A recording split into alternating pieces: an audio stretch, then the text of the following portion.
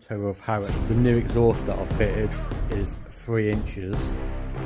We can fit that. If not, we can utilise the washer out of it.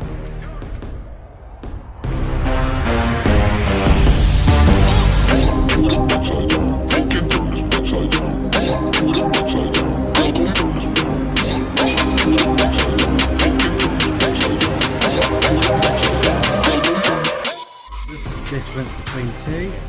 I think we'll just fit these for now. They're all single adjustable damp. Right, I'm not really too sure how much you're going to be able to see of this. Should be able to undo the 19mm at this end, and guess what? It's not even in there. The main bit is what it was after. You can see it's got wash here. This one's here, look. After many minutes searching, to the end, I meant to be 74 newton meters each. Saying good and tight, I reckon.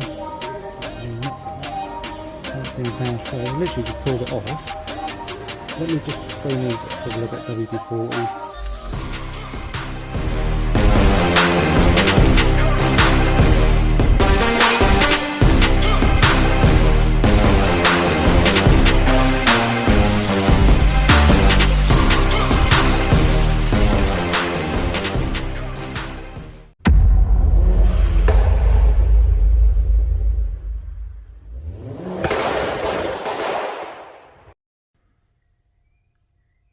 Right, good afternoon people of YouTubes.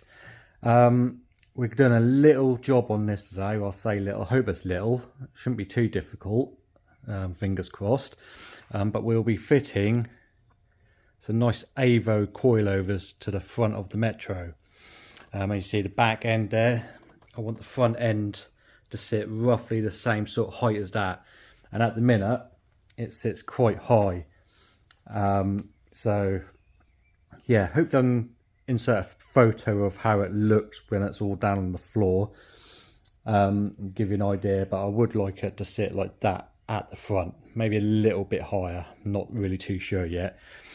I'm very restricted on ground clearance, so again that's gonna determine how low I go with the front of this, purely because the new exhaust that I've fitted is 3 inches, and although it's tucked right up against the sump, it still hangs quite low. It hangs lower than the subframe, so I've got to be a little bit mindful of that. Talking about the exhaust, it's all now done. I'll stick some pictures up of what it looked like as I'm going round, but yeah, this is what we come up with. So I've got a nice little teardropped tailpipe, all straight through, and it is very loud. Again, I'll stick a little clip of when I first fitted it, so I'll give you an indication of, well, I won't really give you an indication of how loud it is because it's very loud compared to the clip.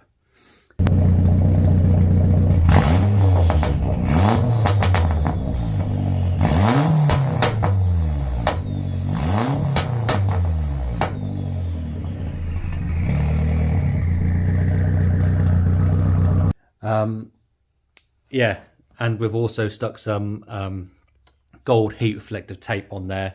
These side skirts aren't staying. I have got some reproduction GTI side skirts on order from Retro Reproductions, so hopefully we can get them and stick them on at some point. Also, I have got over here a fiberglass bonnet and a fiberglass boot lid. So yeah, we've got all them sort of bits and pieces to contend with, but I thought that we need to get this done because it's been about 8 months since the dyno, and I've literally had it jacked up in this space for the last 6 months, and I've only just finished the exhaust. So yeah, I want to get it out now and start going to some car meets and stuff in this, and also taking it down to Santa Pod as well, which would be good. But I'm hoping to get these coilovers on and get it dynoed to see if we can hit that magic 277 horsepower that it claimed to have. So if not a little bit more, that'd be nice, wouldn't it? Now it's got a full straight through 3-inch exhaust. But anyway, right, the plan is to fit these Avo coilovers. Now we are going to have to do a little bit of, well, say a little bit of modification, but when the last owner put on the upper arms, you can't see that there, but when I get this wheel off, I'll show you. It looked like he's missed a washer from the arm, so there's play in that wheel. So yeah, I've got a repair kit for an upper arm, an MG Obsession. So hopefully we can fit that. If not, we can utilise the washer out of it and get that done so it's not skating all over the place down the road. Right, now that's said, let's make start. Let's get this wheel off, let's get the old shock off, and then we'll go from there.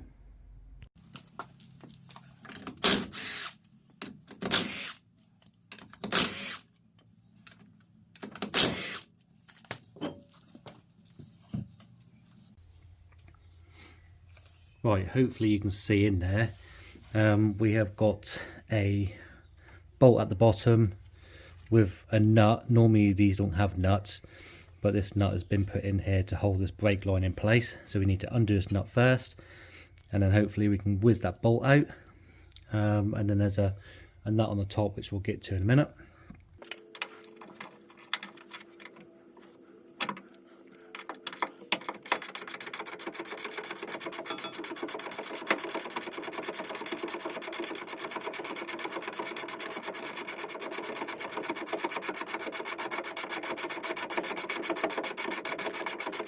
A few minutes later.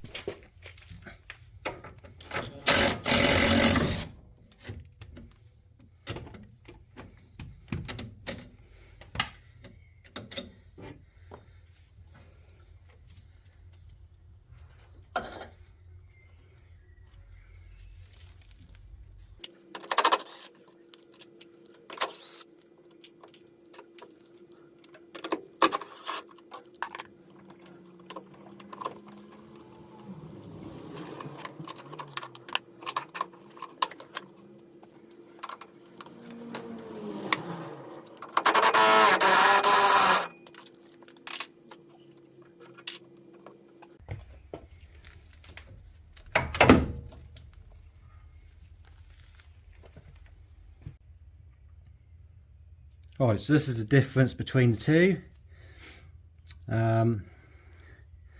Someone's welded the spring to the seat, and you can probably see, if I bring it closer, that's cracked along the welding there. So that's nice and safe. Not too sure if they've been cut or not. They don't look like they've been cut.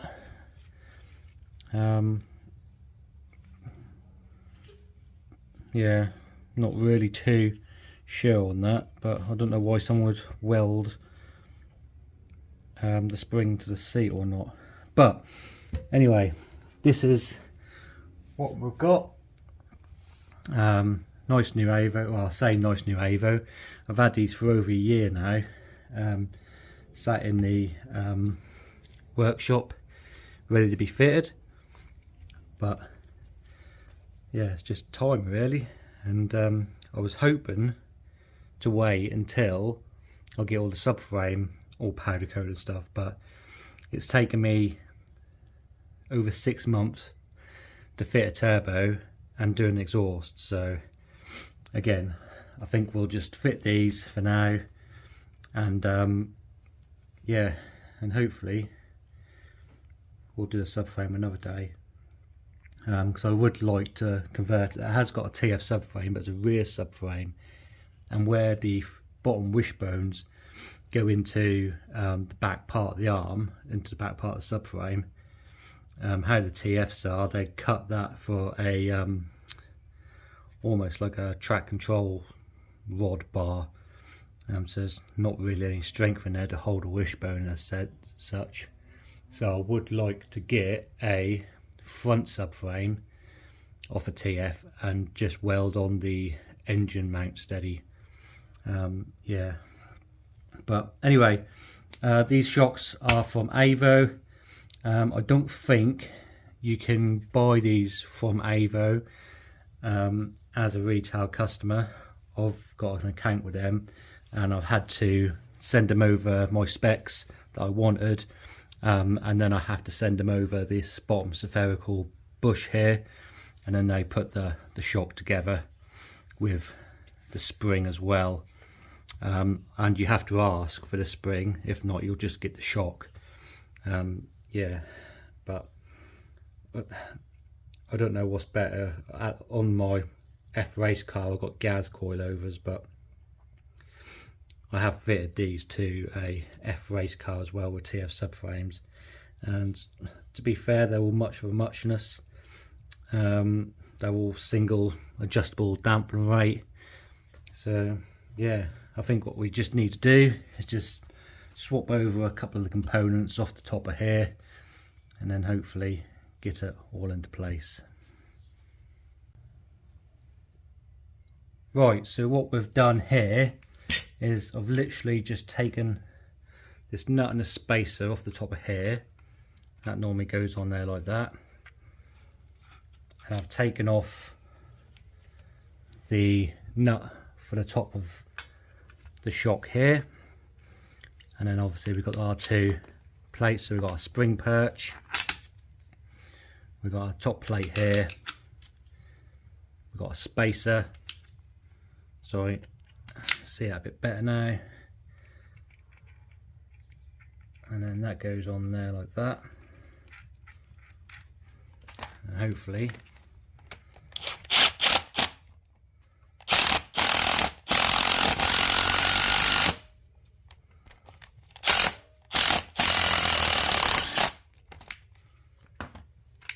I just want to leave some pressure off this. So we'll wind the spring perch down a little bit.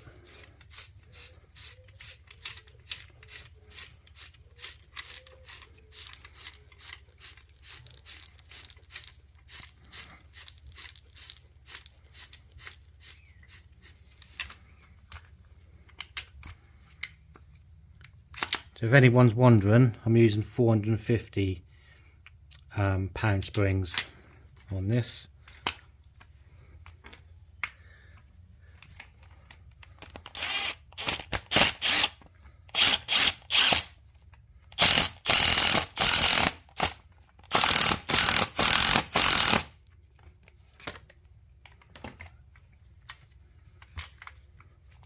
Alright, and then we're just going to wind this up just so it takes the tension off it. But that is it, and we just got to transfer our rubber mount off that, and that's ready to go back up into the car.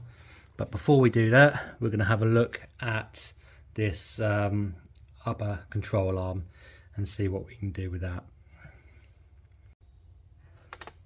Right, I'm not really too sure how much you're going to be able to see of this, but essentially we're going to be undoing this 19mm here.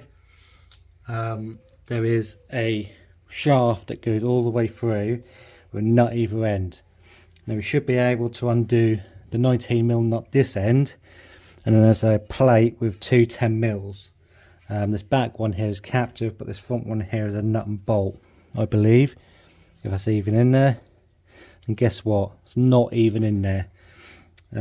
So yeah, we'll undo this 19mm here, we'll undo this 10mm at the back again. Hopefully we can pull the whole shaft assembly out, but I'm not 100% sure if I might need to take off the crank or not, or the crank pulley, because I might need to take it off so it slides across past this cover. I think that's how we do it on the Fs and TFs anyway. Right, let's get my 19mm.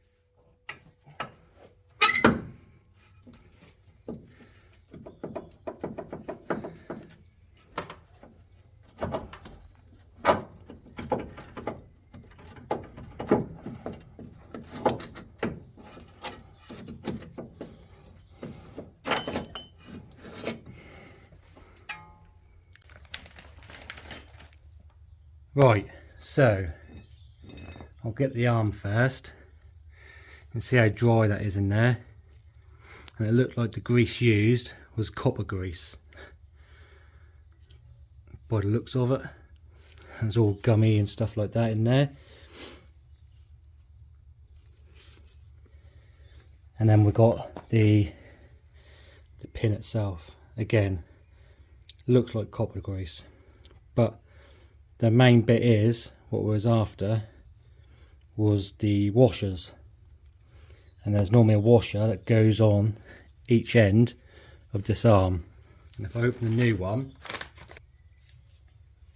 so this is the new one, and this plate goes on in between that nut and that washer there. But you can see it's got a wash here, this one's here, look, but this one is missing. So that's going to be our issue of why we've got so much play in that arm. I just hope and pray that the other side isn't the same. I don't think it is when I've done the top ball joints. I think that one was fine, but we will just double check. The question is, am I going to have to press out the bearings? I don't really want to, because it can be a bit of a nightmare without the right equipment.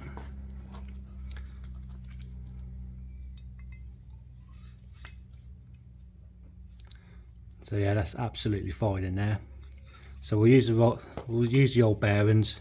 We have got new ones here, but again, for time purposes and for the aggravation purposes, these roller bearings are absolutely fine by looks of them. I mean, I can look in there quite nicely, but trying to get these out are a bit of a nightmare sometimes.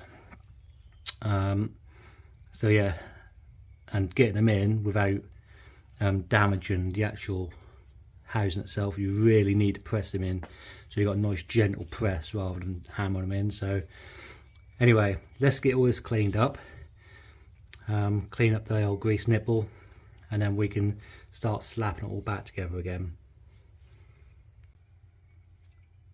Right, it's a little bit of a knack to get these in.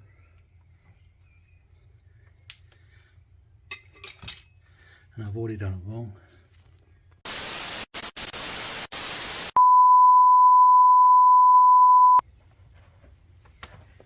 Right, it's a little bit of a knack to get these on. So what you have to do is you have to get these dust shields, or yeah, grease shields I guess, over the arm. They can be a little bit tight, but if you put them in hot water, they do soften up a little bit to make it a little bit easier. So what you have to do is you'll have to put this in at an angle, and then as you can see, I've already put the end plate on, and I've got the washer on there as well. So I have to wiggle that in the hole like that, so it pokes out the other side. And then you have to get this other washer with that groove go in towards the arm, and then hopefully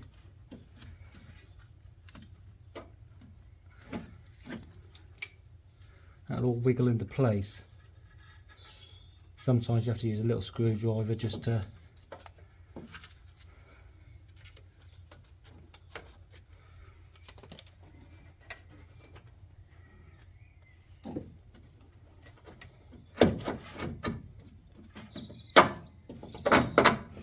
like that. You need to make sure that this washer in this end goes through the subframe, because the hole on the subframe is bigger than this end than it is this end. So the washer goes through the subframe here, and then the plate holds it onto the subframe, and then the hole this end is just literally big enough to house the actual thread, basically.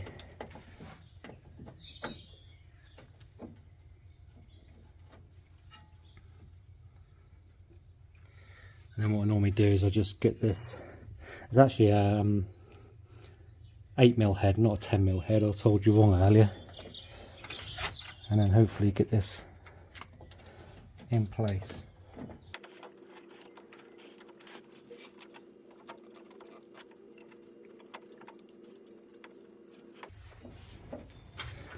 Can't for the love of me see what I'm doing because you're in the way. But we will conquer at some point. There we go. That started.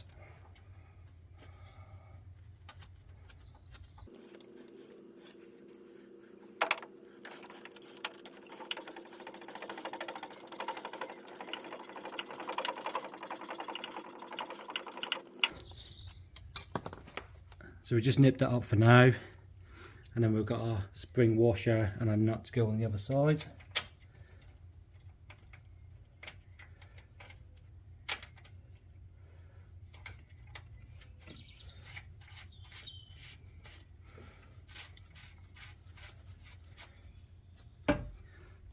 I'm just going to see if I can find a nut and bolt for this front bit here to hold that front bit of the plate in. So bear with me a second, I'll be back to you in a minute. Right, after many minutes searching, got a nice little stainless nut and bolt. There's a lock nut as well, which is even better.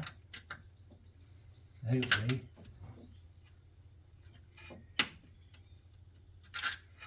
might need to loosen this. Oh, sorry, it's knocked you over nearly.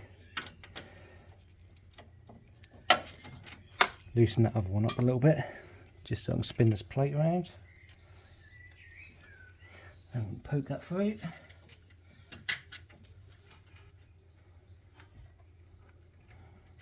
Not even sure it's long enough, to be honest with you.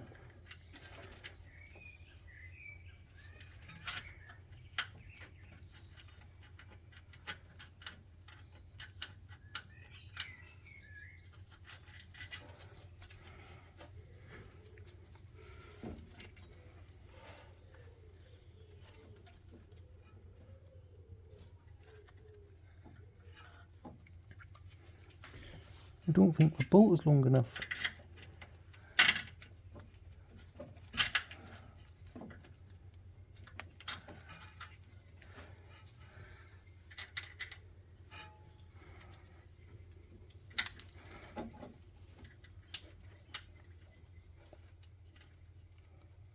Right, I don't think it's going to be ideal, but it's better than not having one. So hopefully we can nip that down now.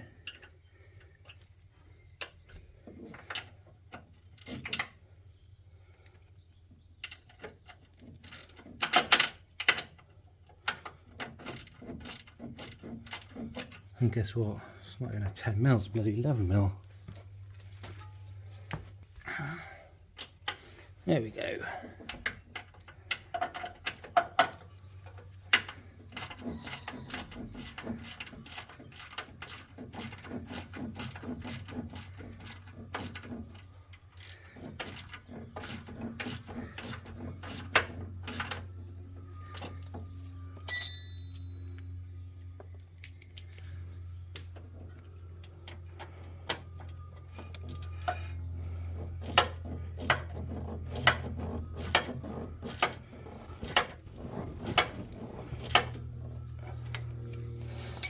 Now I believe they're only meant to be about 10 Newton meters, these little 6mm studs, but the two nuts on the end are meant to be 74 Newton meters each.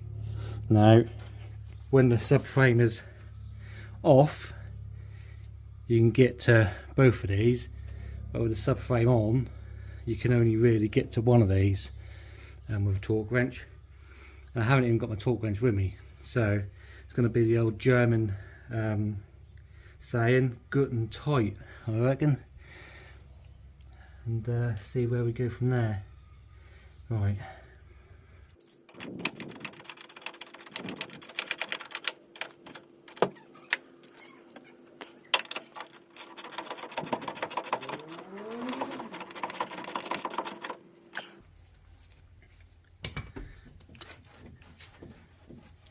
Right, and that moves nice and freely as well. There's a little bit of play in that, but hopefully that will come out when we go to grease it. As I say, we're still using the old bearings, so it's not going to be ideal for the time being, but it's going to get us through, and it's going to get us through an MOT, because it's at the minute it's currently out of MOT. So yeah, hopefully that gets through, and when we go to do the subframe eventually, we'll take all these out, we'll press out the bushers, we'll sandblast them, we'll hammerite them. The subframes will all get powder coated and stuff like that, so we'll do a proper job of it then hopefully, but at the minute I think that will do.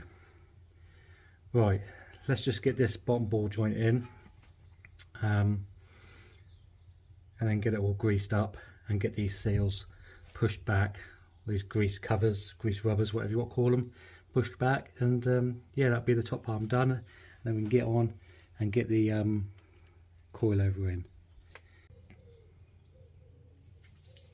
Right, let's get this grease in first while we can move the arm nice and freely.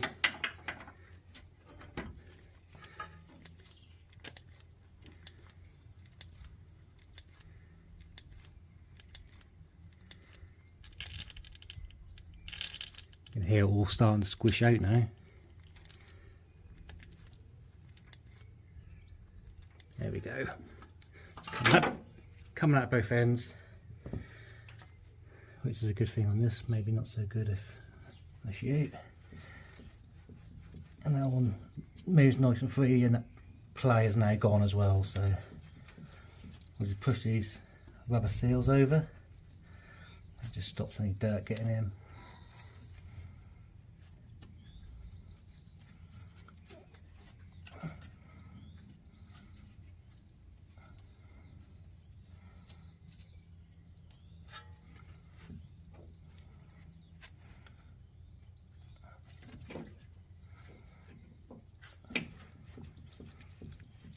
There we go, that's that bit done. Let's get this bottom ball joint back on.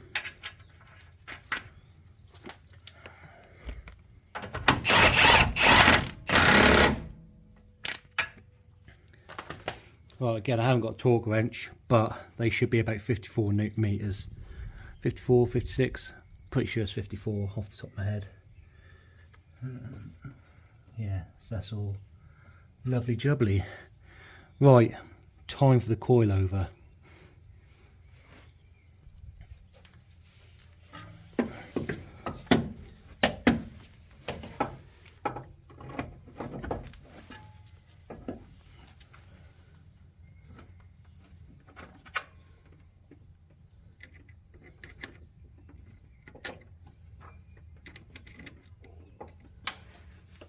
I've actually got a new nut for that.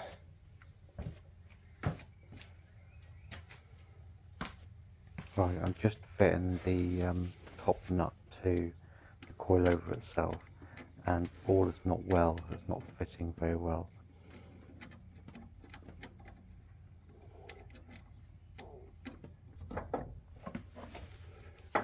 Right, I'm not 100% sure what happened, but I can't get the nut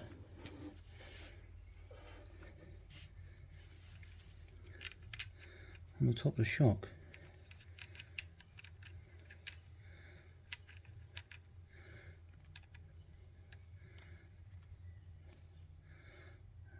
good on a piss a little bit. Let's try the old nut. Where's the old nut?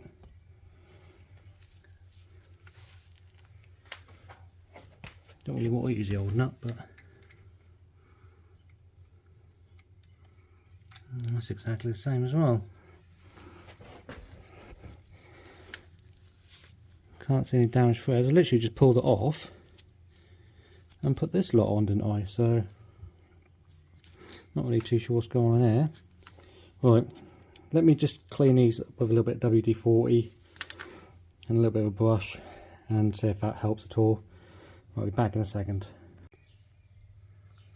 Right, so after a few minutes of sorting this out, I literally had to wind that space with that nut back off to recut the threads on here and use the old nut. So the nut that comes with the coilovers for the top of these is the wrong thread, so it's wrong thread pitch.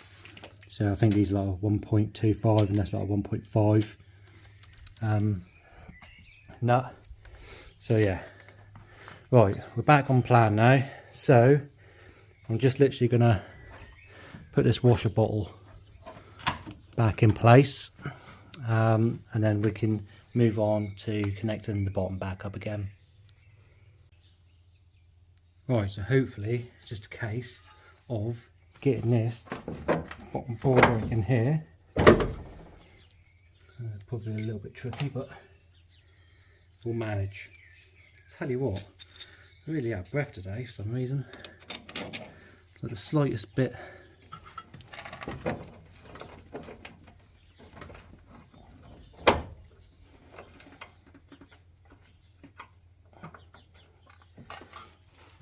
of work and I'm bloody knackered.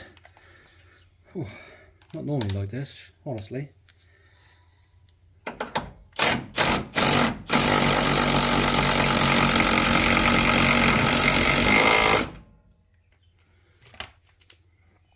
Right, then we get our brake line bracket in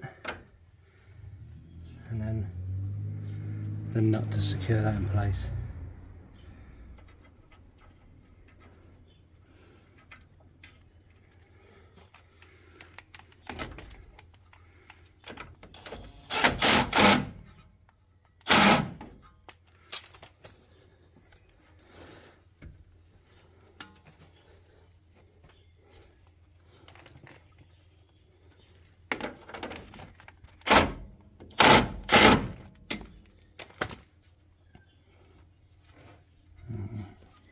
Again, I'm not really too much of a fan of that, to be honest with you, but it is what it is.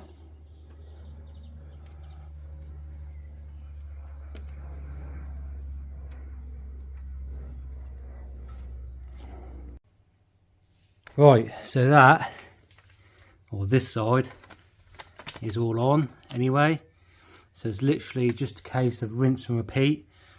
I am going to check that upper arm though, although there's not really much I can do about it today because I've only got one kit and I've already used that in this arm. So again, last time I checked it, it was absolutely fine, so shouldn't really be any issues there if I checked it correctly. But yeah, it's a case of rinse and repeat on the other side. So I'll make a start and I'll come back to you when they're all done, and hopefully we can get the wheels back on and get it down on the ground and see whereabouts it's sitting. That'd be nice, wouldn't it?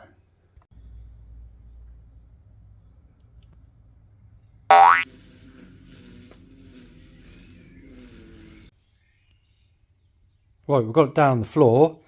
I did have it set up to record me jacking it down, but I didn't press the record button by the sounds of things, so unfortunately you missed out on that. But it's on the floor, it's sitting roughly at the sort of height that I want it to sit at, which is good.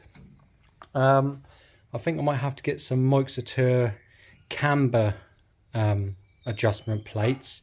You do them for the TFs and Fs where it moves the top arm in, and then hopefully that will clear the wheel arch, because they're not too bad there. here. Yeah, again, it's about the same, but I think if we just bring that camber in a little bit at the top, that should be ideal. So yeah, again, much of the muchness on this side here, nice and easy. I did check them that upper arm. It looked like it's got the plate in it, but there was a little bit of play in it, so I just greased it up and that's taken the play out of it. So yeah, hopefully that'll be all right. But again, once we powder coat all the subframes, all that sort of stuff, then we'll address that situation as and when we get to it. Right, so that's the good bits. The bad bits, there's not a lot of clearance between the exhaust and the floor, inch at the most.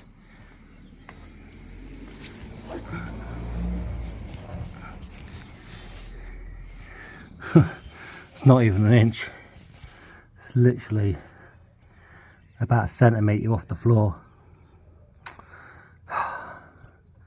That really isn't good. I was really hoping that's going to be a lot better than that. And I even got it tucked up right up against the sump as well, and obviously done the bends, you know, the pie cut bends, so it brings it back up on the other side as well. So that is literally as high as that exhaust will physically go. The only way around it really is to go back down to a 2.5 inch and redo it all, which I don't really want to do.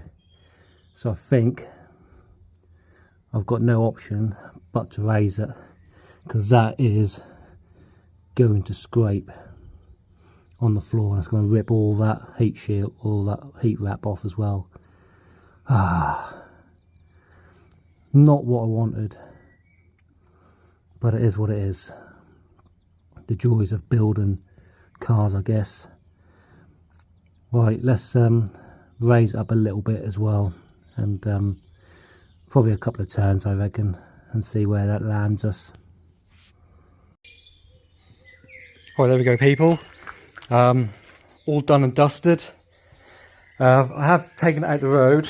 Well, I've taken it out of the garage, I've swept the garage, because the amount of leaves that get blown under the door and stuff like that, and bits of metal and stuff like that. So I've got all that out of the way.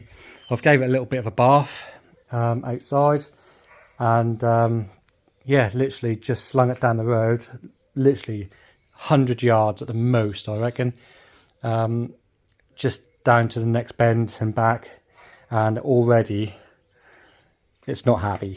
Let me show you what I mean.